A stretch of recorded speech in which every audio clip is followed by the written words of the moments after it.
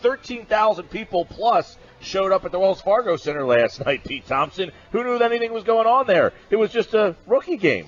Free tickets, free parking, and according to Dave Isaac, there could have been 19,000 if the other 6,000 showed up. They had registered for tickets. To get the free tickets, you had to go on the Flyers website to get the tickets. There was no charge for them, but you had to go on the website to get the tickets. And then, of course, the parking was free, too. And, yeah, that was very well attended, 13,000. Well, 13,000 came out to see the rookies play last night. Dave Isaac was one of the people in attendance, and you saw the stars of tomorrow, Dave, but are we looking at possibly some stars that will be making a name for themselves in tomorrow's training camp with the Flyers as the camp opens tomorrow? But a lot of young players made an impression last night, man. Yeah, they certainly did, and I think that 4 of those guys, some people are estimating a little bit higher. Some people think 6 guys could end up making the roster as rookies. But I see 4 very strong possibilities. We've talked on this show a couple times about the 2 slots I have open for defensemen, and number 2 overall pick Nolan Patrick and Oscar Lindblum, who's a 5th-round pick from years ago. I think those 2 guys are maybe not stone-cold locks, but I think they have a very good chance. So, I would say that some of those guys last night, you're going to want to remember those names. Let's start with Nolan Patrick, the number 2 pick. Obviously, the Flyers luck into the number 2 pick, and sometimes it takes a little luck and a player like that to escalate the time frame of your rebuild, if you will. What you think of Nolan Patrick last night? I know it's just a rookie game playing against other rookies, but did he make enough of an impression that makes you feel like he's going to be a factor come training camp tomorrow? Yeah, I think so. I mean, when you have a guy that, because of his age, he's really old for that draft class. I think he missed it by a couple of days, less than a week. He had been the projected number 1 pick for more than a year. And Nico Hischier comes on very late, and the Devils take him number 1 instead. But this is a guy who's had a lot of fanfare behind him. His dad and his uncle were former first-round picks, played in the NHL. There's certainly a lineage there. But Nolan Patrick had the play to back it up. Now, when you're coming off a sports hernia surgery like Claude Giroux and Shane Gostisbehere did last year, and Nolan Patrick is as well, you might expect for some things to be a little wonky. And he said that his hands weren't great in terms of face-offs, but everything else seemed to be there. And last night, you're talking about rookies, guys who are in Canadian juniors, a couple guys who played in the American League. He's going to have to take it up a notch starting tomorrow in camp, and then Sunday is when the Flyers' first preseason game with veterans takes place, so he'll have to have another level then. Dave, how about another name that you mentioned with Mike a minute ago, and that's Oscar Lindblum. A lot of Flyers fans excited about this prospect, but they haven't seen much of him. What did you see last night, and what's the pedigree for Oscar Lindblum that makes you think that he'll be on the big league club? Why I think at first he was going to be on the club is because they had a lot of trouble scoring, and he is a bona fide goal scorer. He was one off the league lead in Sweden last year. But I think what was very good for him last night and what's going to help him make this team more than anything is his defensive play. He's very solid as a back checker, a two-way guy. And if you had a word cloud of, the amount of times that Dave Haxtell said different phrases and different words, two-way might be the biggest one on that word map. And Oscar Lindblum fits that bill. So I think for that reason, he's going to have a very excellent shot of making this roster, and certainly the Flyers hope that the offensive side will be there for him as well. There was a period of time where the words Flyers and Russian wouldn't go hand in hand, but with Ivan Provorov now there, and you write about another Ivan that could end up on the roster. Tell us about, I'm not even going to attempt his name, but tell us about the right winger, Ivan. Yeah, Kosarenkov. He's an invite to camp.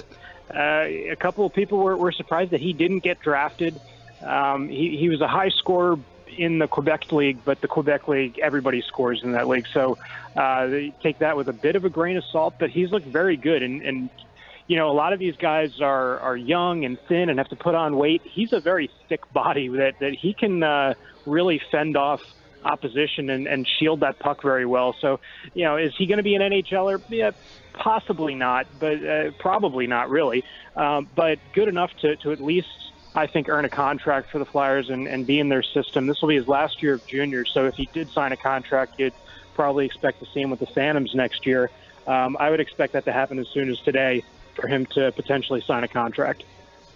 So you mentioned that there's a couple spots potentially on the defensive side of the ice. Were there any defensemen last night that stood out in a way that you thought, oh, they've elevated their chances of making it? You know what? Last night wasn't a great night for the defensemen. I think Travis Sanheim is a guy that looked pretty good all camp in terms of drills and in terms of a guy who's been doing this rookie camp thing for 4 years. Wasn't a very good game for him last night, I didn't think. The puck bounced on him a little bit. There was such a lack of cohesion in terms of systems and stuff like that. It almost looked like a pickup game. So I think without that structure there, he kind of struggled a little bit. Phil Myers is another guy who you'd expect to see some things from, a big right-handed defenseman who can move the puck. He ended up getting hurt in the game and held out as a precaution. It was fun to watch Sam Moran, though, a guy who it seems like he's been a veteran because he's been doing this for so long. But he's such a big guy. You can just tell how much he loves throwing his weight around. And we talked about how big that crowd was last night. There might have been no bigger cheers than when he would rattle the glass with a hit. And I think that's something the Flyers could certainly use at the NHL level. Dave Isaac from the Courier Post covers the Flyers, and you can read some of Dave's stuff at 97.3ESPN.com. And one thing, Travis Sanheim, he's another guy young guy, we've been hearing a lot about him.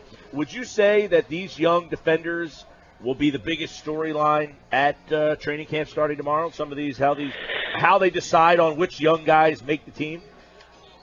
Yeah, I think that the defenseman and Nolan Patrick are going to be the two biggest stories in camp. But, Nolan Patrick, I think most people right now are leaning towards him making it. With the defenseman, there's a decision to be made because there's really 4 candidates and 2 open slots. So I think that's what probably people are going to be keeping their eye on most as we go through the next 2 weeks here. I mean, what's today, the 15th, the 14th? And their first game is on the 3rd or the 4th of October. So they only have a couple weeks here to decide a lot of things. And I guess they have 7 or 8 exhibition games, and not everybody's going to play in each one. So you figure most of these guys are playing in 2, 3, maybe 4 games if they really get an extended look.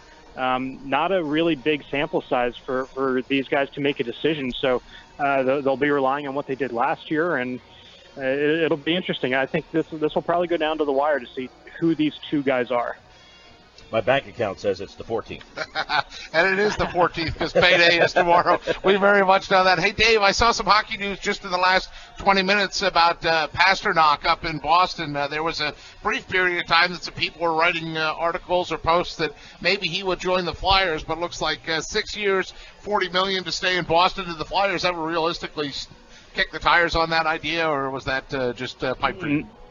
No, that was absolutely pipe dream. There was never anything seriously considered in that regard.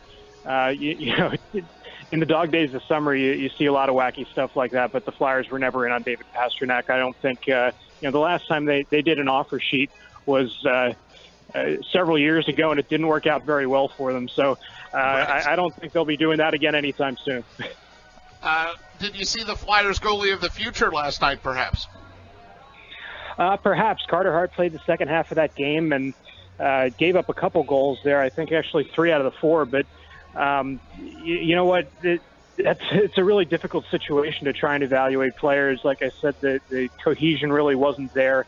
But you could see flashes of brilliance from him. And I think he had the tougher of the 2 assignments. Alex Lyon early on in the game was getting a little bit more clean looks. And some of the shots that Carter Hart was facing were through traffic, through screens in front. I think he had the tougher workload of the 2, but you can certainly see the potential there. All right, Dave Isaac at Dave G. Isaac on Twitter. The Flyers open camp tomorrow with a lot of storylines and a young team that should be pretty exciting. We'll talk plenty of Flyers with Dave throughout the hockey season. And, of course, you can listen to Flyers hockey right here on 97.3 ESPN. Our first game, October 4th, San Jose. Dave, thanks, pal. I'll try and get a calendar by then. Thanks, guys.